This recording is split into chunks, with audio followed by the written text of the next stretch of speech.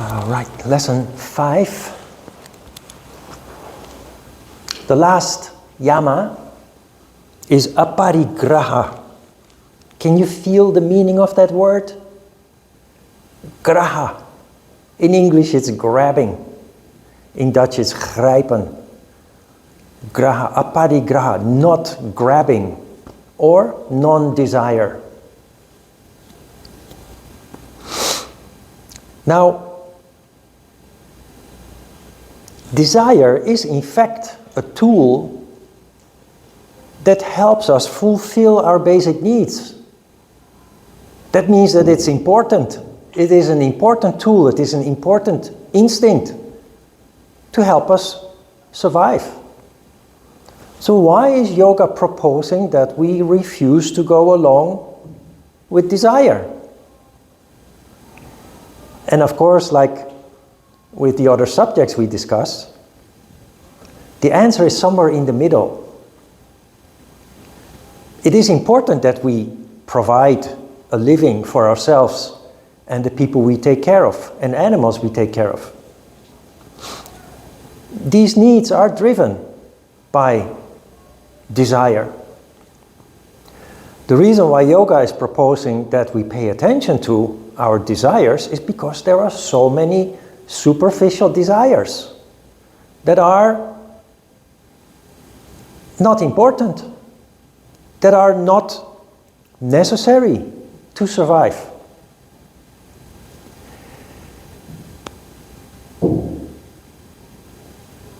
If you look at it also, you understand the very logical and systematic build-up that yoga presents us, that many people do not see.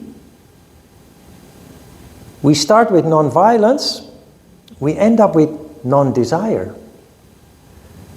Desire leads to the violation of all the previous 4 principles. Desire leads us to commit violence to get what we want. It leads us to lie, it leads us to steal, and it leads to unchaste behavior. Because sexuality is a desire, also a strong desire to survive, for the species to survive. Yoga is just proposing that we pay attention to all these issues, because if we don't pay attention, it can lead to disharmony.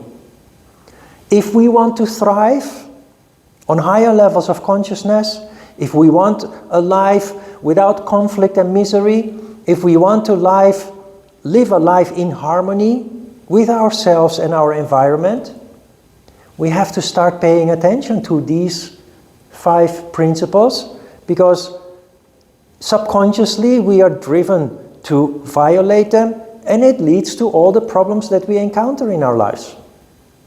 So naturally, and this is why yoga is proposing these, and lying at the foundation of yoga, before we even start with asana, yoga proposes us to have an honest look at how we are functioning in daily life situations.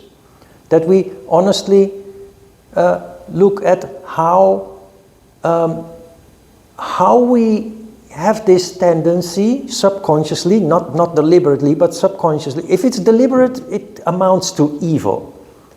And most people are just not like that. It's almost always it is just some subconscious functioning that leads us to violate those principles, leading to unwanted consequences. Conflict, internal conflict, external conflict with people around us, the world around us. It leads to failure, it leads to misery, etc. All elements that make us unhappy, unstable, and often the people around us too, as a natural consequence of that. So far, we have learned from the yamas and niyamas that to thrive as a human being, which means that there is functioning on all 3 levels, physical, mental, and spiritual, it is necessary that we have a look at these kind of things. Because the spiritual body does not function as long as there is disharmony.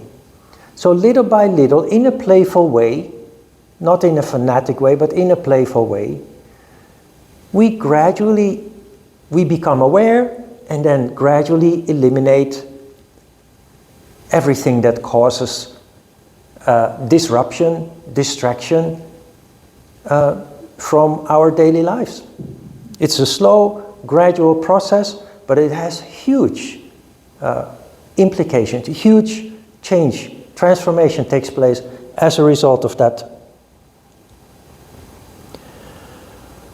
So non-desire or non-coveting, which is the same, just another word, does not mean that desire, we should get rid of desire. That is just not the reality. It has an important function for us to survive. But especially in the world that we live in, we very easily end up with desires that are not essential to our survival, and that if we don't pay attention, we commit or we violate the previous 4 principles to obtain our object or subject of desire. Now the thing is, it is very subjective because it totally depends on your personal situation. If you wanna drive a luxury car, like a BMW or a Mercedes-Benz or a Porsche, that's fine if you can afford it. Nothing wrong with a desire to drive such a car and being able to obtain one. The problems start, of course, if you can't afford it. You can afford to buy a smaller car or a cheaper car from another country without pain, without having to go into debt. But your desire tells you, I want to have that car. I want to have, my neighbor has one and it looks so beautiful, and every time he starts the engine there's this nice growl coming from its tailpipe, and there you have to step in and say, what am I doing? Just be conscious of, hey, the car that I have, it brings me everywhere. It has a heater, it has an air conditioner, that's all I need. The neighbor can afford this car, or maybe they have a debt with which they acquired this car, and although they drive a nice car, they are in misery because every month they have to pay the installments. So it's about rationalizing, it's about using common sense. You want to have a nice dress or a nice watch, have it if you can. But the moment that it causes disruption, conflict, or any other form of disharmony, you have to stand still for a moment and say, what is happening here and why? And do I actually really need this if it's going to cause all this disruption? It doesn't feel right if I'm honest about it, and that is because I can't really afford it. But do I really need it? No, actually not. Okay, problem solved. So it's about consciousness and then rationalizing about what's going on in your subconsciousness.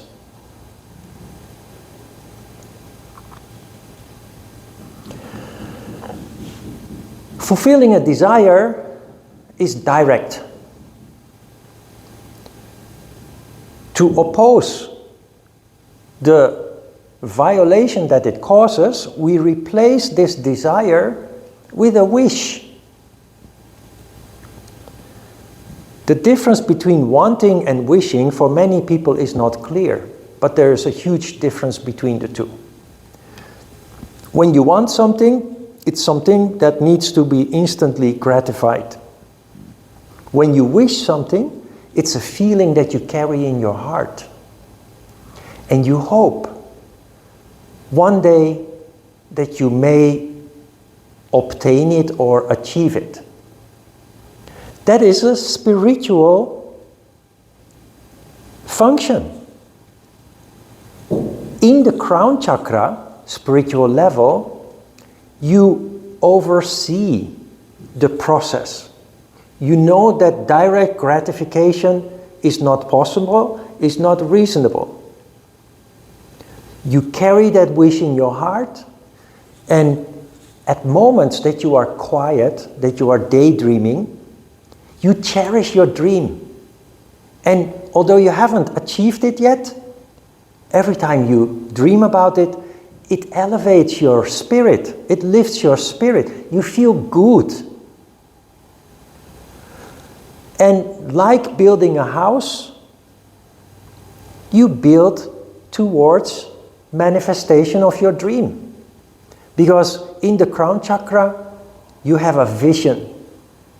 And in that vision, you see that what you want is not possible today. But if you keep working gradually, laying brick by brick to build your house, starting with the basement, then the first floor, then you start creating rooms with internal walls, and you build a second. You keep laying brick by brick, every day another brick, until you reach your goal. This is how careers unfold. Nobody is president of a company when they're 20 years old, fresh out of school, unless maybe you inherit a company, but that is very rare. If you look at people in higher levels of management, CEOs, directors, but also in politics, in government, people on the higher levels are all in their 40s, 50s, and 60s. Why? They spent 20 years fulfilling their vision, manifesting their wish to reach higher levels of society. There is a word that comes to mind, is grit, G-R-I-T. Grit means continuous, everyday effort to achieve a long-term goal. And every time you think of it, you feel like you're connected. It feels right.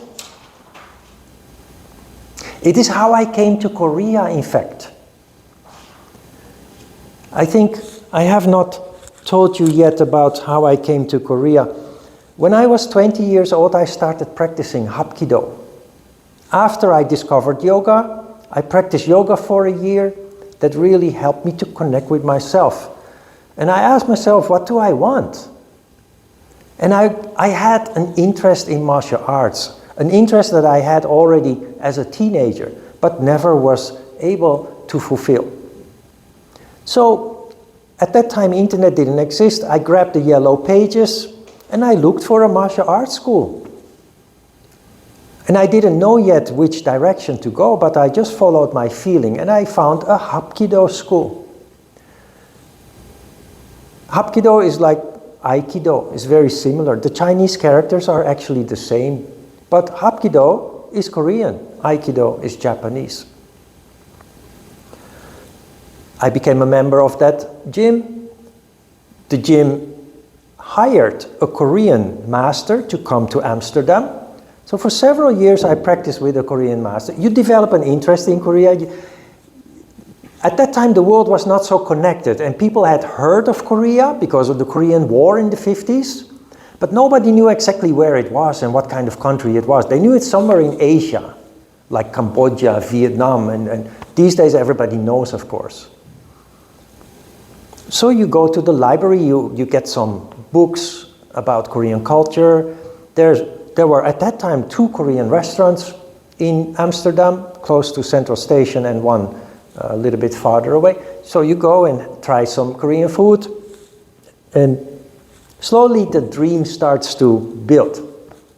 The Korean master left after 3 years, and I had a feeling I wasn't done yet. I wanted more. And so I started working on coming to Korea one day.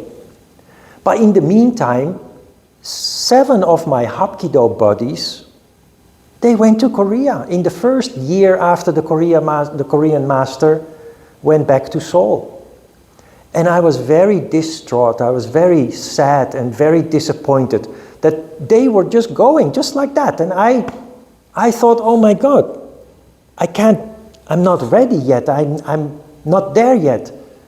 So they were all going and I stayed behind. It took me 9 years to go to Korea, but this is the difference. They followed their desire. At that time I didn't understand it, so it made me frustrated and sad. Now I understand. They followed their desire, immediate gratification. They grabbed whatever money they had available or borrowed some money from their parents and they came to Seoul. And they practiced Hapkido. One left after 4 months because he ran out of money. Another one left after 6 months because he ran out of money. One stayed 8 months and the longest, 1 year. But they all came back and they all had to go back to their old life. And now, still, 35 years later, they're still obsessed. They came here 4 years ago and they're still like these little kids that I knew from when they were my training partners. While I left it behind, they are still frustrated, obsessed. It took me 9 years. Why? Because I had a vision. First, I needed to earn enough money to be able to at least stay 2 years. It takes at least 2 years to get your 3rd degree black belt, which I wanted to become a Hapkido teacher if I go back to Amsterdam. But I had another part of my vision that said, what if I stay in Korea? What can I do? I was already into yoga and I was studying yoga at a very high level with Ajita in Amsterdam. Very professional, very scientifically underbuilt yoga study. And I thought, everybody said if you go to Korea, you can make a living by teaching English. And I thought, English? That is not my thing. But yoga is. And you know what? You can teach yoga anywhere in the world. So I made it a point to finish my yoga training, 7 years of yoga training, so that I would be fully qualified and certified to teach yoga if it ever would come to that. So 7 years. Plus, I thought if I need to run a business, a yoga studio, I need to know how to run it. I need to know how to do the books and what have you, the administration. So I went to night school for a couple of years to study business administration and economics and marketing and what have you.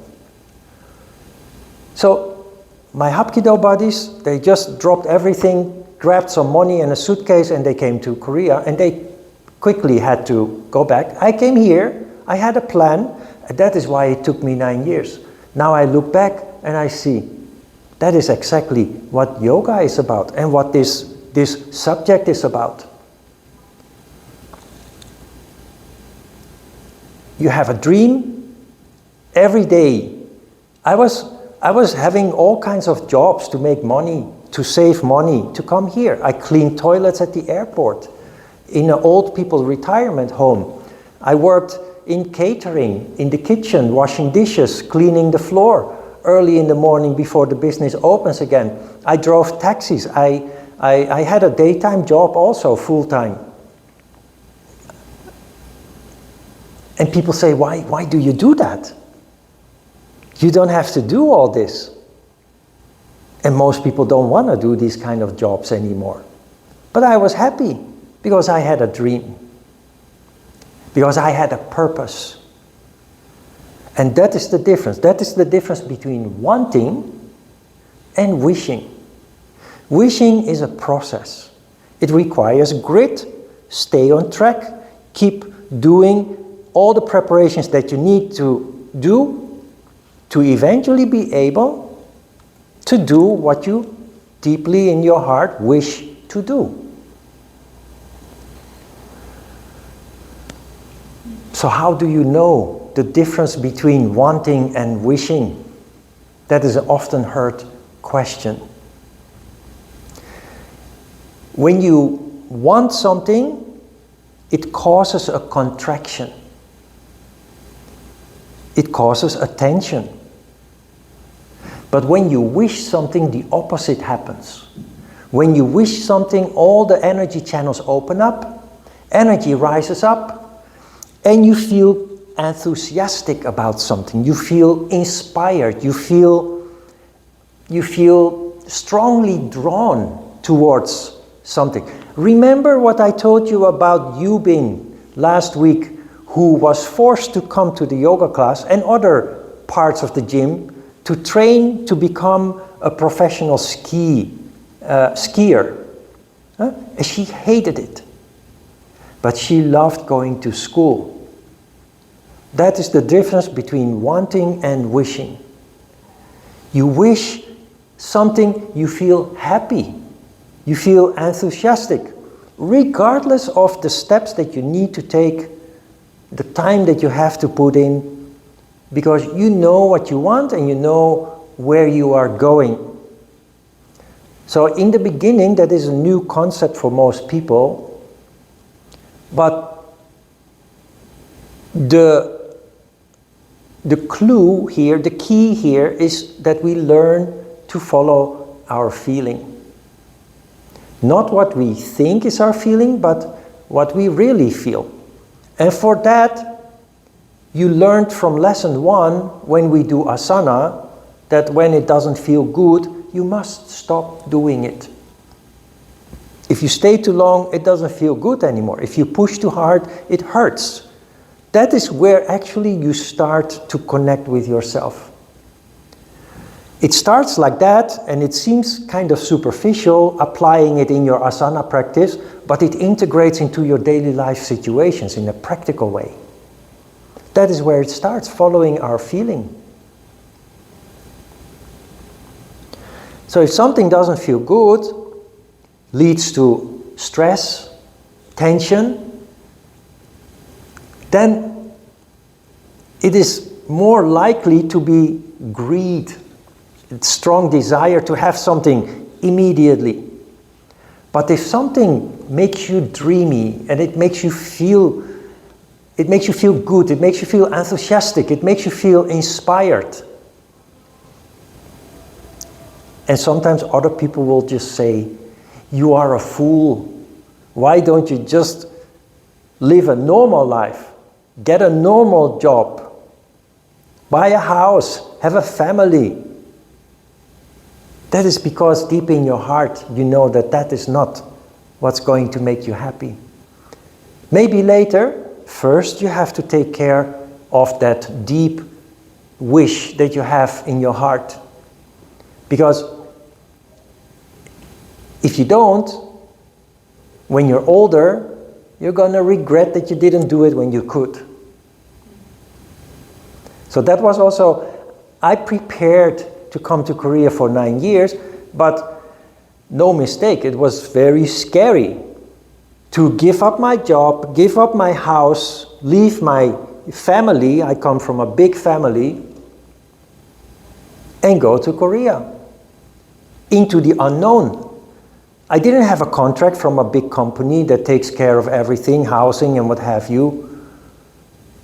I didn't even have a place. I stayed in a motel for the first couple of weeks until I found a room with a Korean family, in a Korean family's house. It was scary, but the last push that I needed was the realization. I was 33 and I told myself, if I don't do it now, I will regret it when I'm older. And you know, the universe helps you. Because when I was 32, that was 1 year before I came here, there was an advertisement in the newspaper. You could go to Seoul for half the price. There was a special offer from the KLM, the Dutch airline. So I thought, there you have it. It's time to just go there and just see what it is all about, and if it's possible that I come here and stay for a longer period of time. So 1 year before I actually came, I came here for 3 weeks. I met the Korean Hapkido master. I spent time in his gym, traveled around the country, and it convinced me to come back. So 1 more year, saving a little bit more money, preparing, and I went with a suitcase and some money in my pocket, and I went. And I'm still here 26 years later.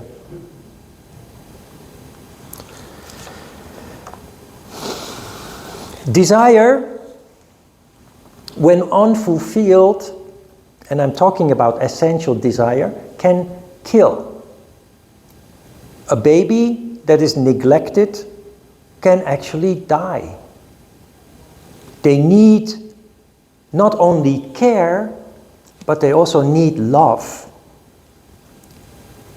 Now, I told you before I turned on the camera, I said, life is not about what you want, but what you have to do. Coming to Korea was something I had to do, and I had to do it right. So I took 9 years to prepare. Soon after I came to Korea, a couple of years after I came to Korea, I adopted a dog. There was a little white puppy that was tied to the water tap in the veranda of my neighbor with a permanent knot. They had to cut her loose, which tells me that she was just there, destined to die. And no food and water.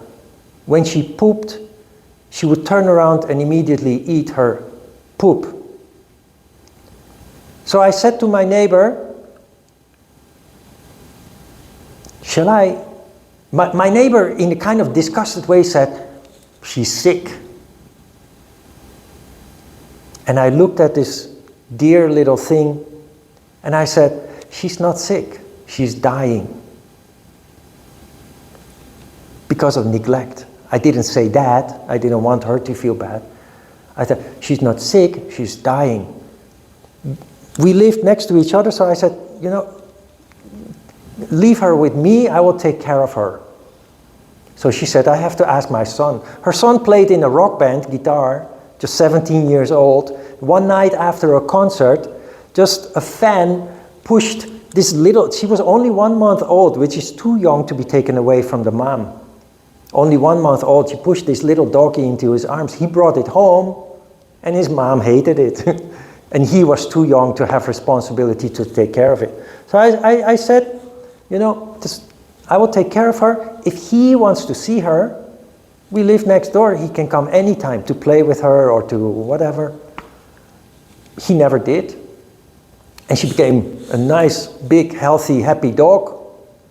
After 15 years, she died, 2018. And that was so painful for me that I vowed never to have a dog anymore. I didn't want to go through that again. And lo and behold, 6 months later, while I'm making my walk in the park, there is a dog on the loose.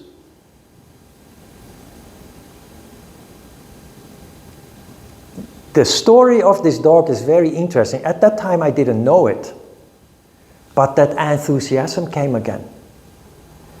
I felt an attraction between me and the dog. So I started going to the park twice a day, every day, to feed the dog.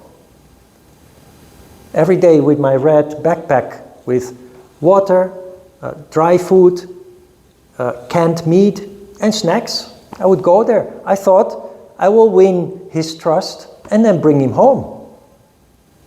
And it was just like my dream of coming to Korea. It was an obsession. It was so strong that it would keep me awake at night, which to me means that is the universe stepping in. 6 months before I vowed never to have a dog, the universe said, here you have a dog. Eventually, after a couple of months, it took a couple of months to catch this dog with a trap cage. Finally, I took him home. And you know, in the age of internet, there's a lot of talk. The police came, the fire brigade came. They wanted to catch him. It's a dog. It's a medium-sized dog, but it looks like a wolf. And so there were lots of alarming phone calls to the police. There's a dangerous dog in the park. He was not dangerous at all. He's such a sweetheart. But people see a dangerous dog and oh my God, and they call the police. And so there was quite a situation. But anyway, I had the dog, and then he came. Later we found out he came from a shelter. So the whole story begins with he was born in the park in World Cup Park. So there was a mom and there were 4 puppies. They euthanized the mom because the dog was wild, there was nothing they could do. But 4 puppies, 2 of them were quickly adopted by other people. And there were 2 left, a brother and a sister. And they were very difficult to place for some reason, so they stayed together for almost a year in that shelter. And then Pada is his name, was adopted by a young couple who lives close to Seoul University. But they had stayed together for a year. And if you take away a puppy from their mom after 2 months, which is the appropriate time, there is no deep connection yet. Of course, there is a connection between the mom and the child, the baby, the puppy, but the puppy will simply adapt to the new owner. But Pada and Babi, the brother and sister, they had really attached to each other. And this is very interesting. It's about this also, desire. Pada escaped after 4 days from his home close to Seoul University. Here is Seoul University, here is the park, and here is the shelter. He was on his way back to the shelter. Why? He missed Babi. He just wanted to be with his sister again. When I found out that there was another dog left in the shelter, I asked, can I see this dog, Babi? So yeah, sure. So I went there, and already before I arrived there, I had completed the puzzle in my crown chakra. Already I had decided they need to be together. Already I decided that I'm going to bring her home too. So when I saw her, she was so tiny, such a tiny little shrimp, emaciated. And she wouldn't let anybody touch her. So they told me, since Pada was adopted, she became depressed, didn't eat anymore, didn't cooperate anymore. So they just left her in her cage 24 hours a day. And it's a Seoul government operated shelter, and they have a non-euthanasia policy. So they didn't want to euthanize her, they were just waiting for her to die. So I took her home. I had to come several times, and I came with Pada also to see how things went, and I took her home. Then Pada, for 3 months, Pada didn't open up to me. He ate my food, he enjoyed the long walks that we made and going to the park to play with his friends, but he didn't open up to me. He would sleep next to me, but the moment I would turn around or move, or he would run away out of the room. He wouldn't let me pet him. The day Babi came home, he completely opened up. He lied down on his back, exposing his belly. He licked me in my face. He was so happy that he was with Babi again. What I'm telling you with this story is I didn't want to have a dog. I have 2. The universe said, what, no dog? Here, you have 2. And very difficult. Very sensitive, and the Babi I couldn't touch for 3 months. So every time I went out with Pada, I couldn't approach Bobby. So leave alone, put a harness on and a leash. So the people from the dog community suggested I contact, the Korean version of, what's his name, the American dog whisperer. Yeah, Cesar Millan. So I contacted 2 of those in Korea, very popular programs on TV. Dongmu Nongjang and Sesang Napangge Opta. And both of them were interested actually. So they installed cameras all over the house and for a week observed Bobby's behavior, and then they came with a specialist. And he just, it was a very simple method. He told me to make the space in which we are smaller and smaller using a movable fence, and then she would just sit down and let me touch her with big eyes. But so from that moment on I could take her out, and from that moment on the healing started really.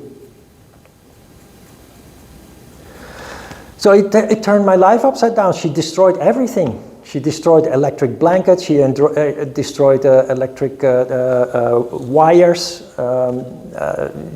rechargers, oh my goodness, the linoleum in the living room, she torn apart. But that is what you have to do. It's not what I wanted, it's just the universe gave me. And as a result, I can't visit my family. I cannot let other people take care. Pada is okay, but Bobby is so sensitive, I wouldn't trust anybody with her yet. So it's just what it is. You understand a little bit what I'm trying to tell you with this? Life is not about what you want. What I wanted to be free and to be able to travel and yet the universe gave me 2 dogs, not 1, 2. And it feels right, and they changed my life for the better. But there are limitations. Non-desire is about following your heart. And where it comes to superficial desires, not wanting to have a dog, for example, you have no say in that anymore when you start following your heart. And you notice that when you push through, that it leads to frustration, it leads to unhappiness. The people in the park from the dog community, at that time I took a break from teaching yoga, 2019. I didn't teach yoga for a year. People in the park said, "You're crazy. You have no income and you take a dog." You know what happened when I decided to take the second dog? Because they think of it from their mental level of functioning. They thought, oh my God, the disaster. He's going to take another dog. They said, you're crazy. You already have one and now you're going to have another one. That's not the point. They're brother and sister. That was just an overruling element that what I want was not important. It was important to bring them together again, to make them help Bobby survive and to Pada make him happy, because that's why he ran away in the first place. You understand the story a little bit? Bobby was dying because of desire to be with Pada. And now she's so healthy and happy. Just amazing how she transformed. The shelter still contacts me because they think it's impossible for somebody to take care of Bobby. She's so unstable and sensitive, but I did. And most important was for her to be with Pada again. Desire was killing her.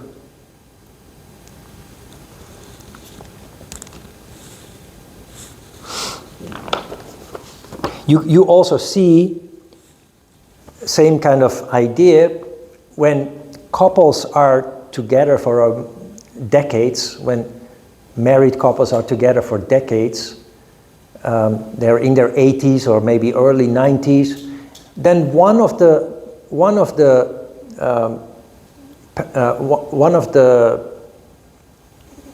couple passes away because of old age. Very often in those very close relationships, Soon after the one passes away, the other passes away too. Life has no purpose anymore.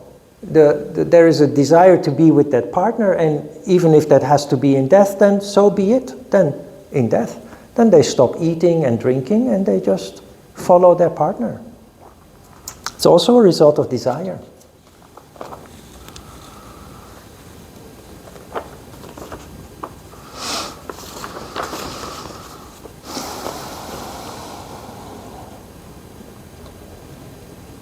Questions?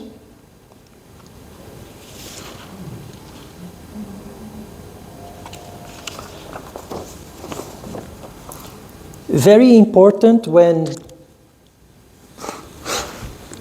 you are working on fulfilling a wish, wishes can easily become frustrated because it takes time and it takes certain steps that need to be taken, without which it's important to fulfill that wish, like education.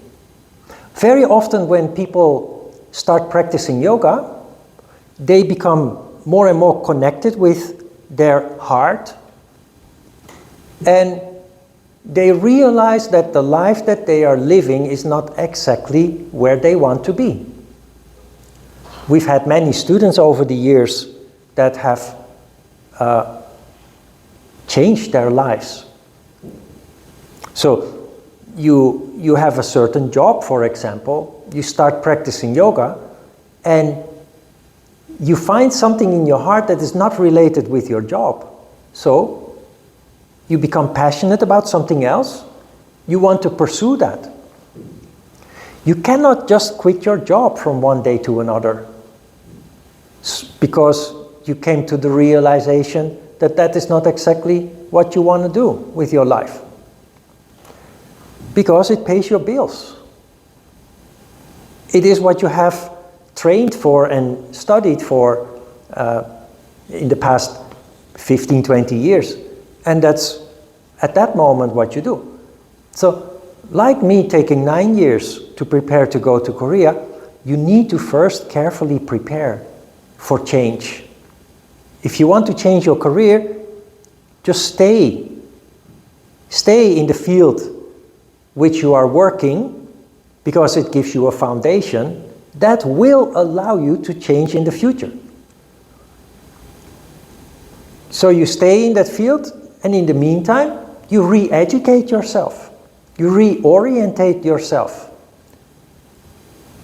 And you lay the foundation for whatever it is that you want to do next. You don't burn your bridges before you have reached the other side. In Dutch we say you don't throw away your old shoes before you have new ones. So that means most people who practice yoga and discover something new in their heart, temporarily they are more busy than is desirable. Because you have your old life, you're with one foot in your old life and one foot in your new life. And the transformation from the past to the new future, that takes time and effort. And that often means that we are temporarily extra busy. Busy with our job, our old life, but then extra busy with the preparation for the next jump that we want to make.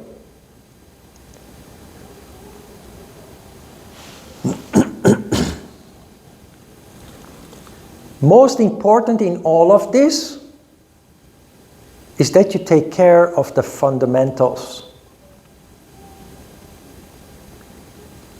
Keep a routine, a daily routine.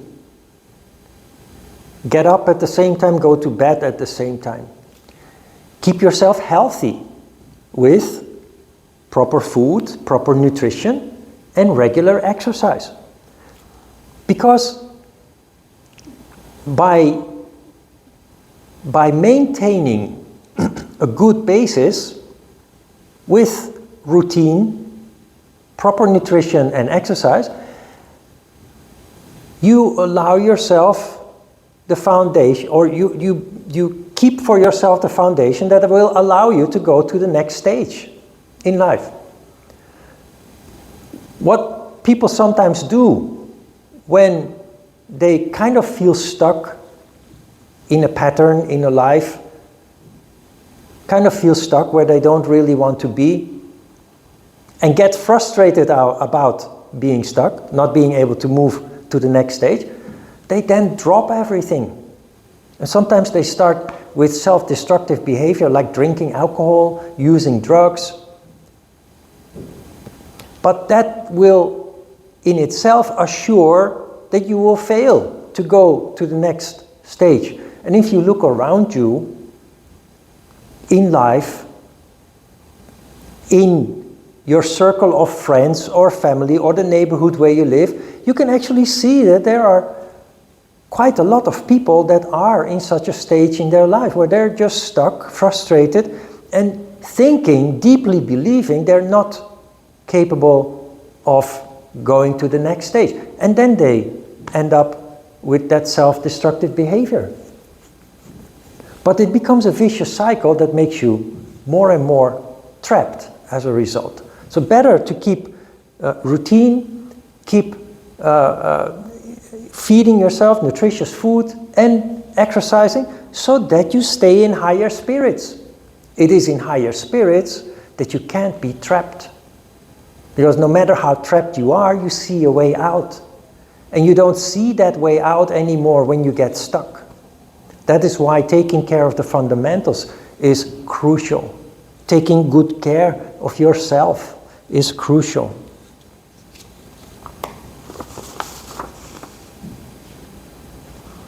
Questions? Play with your desires. Everybody likes good food. In the Netherlands, you have these snack bars every street corner in the city. And much of the food is deep fried. And it smells so delicious, so tempting. You know that it's not healthy. But it's okay to once in a while enjoy it. Play with that desire. Pass by the snack bar. Look inside, see people consuming the products of your desire. And then just decide to walk away from it without actually going inside and buying it. You can say to yourself, every Friday after the last day of work on my way home, I will allow myself a nice snack. The rest of the week, I will just look at it. I will just enjoy the smell, but I won't give in. Friday. It's like when you have a birthday. When I was a child, the only time when we would eat French fries or croquette or, the things that children really like was only on birthdays. Now, fortunately, we had a big family. But the rest of the time, there was no enjoyment of such things, only veggies and potatoes and very boring, but very healthy. So I'm grateful for my mom to have given me that foundation. All right, questions? Yes? If I understand, does that mean that when you focus on wishing rather than desire, Yeah. you can see that you are also led to doing what you have to do in life rather than what you expected, you wanted to do? Yeah. But also try to see that they both work together. A desire gives you a signal that there is something that requires attention, something you need to pursue or look at. The next step is then to rationalize it and see, is it essential? Is it close to my heart? Or is it just superficial and really not that important? And that is how you sift through those. And focus on the essentials and just leave the other things to be. Okay, let's have a short break.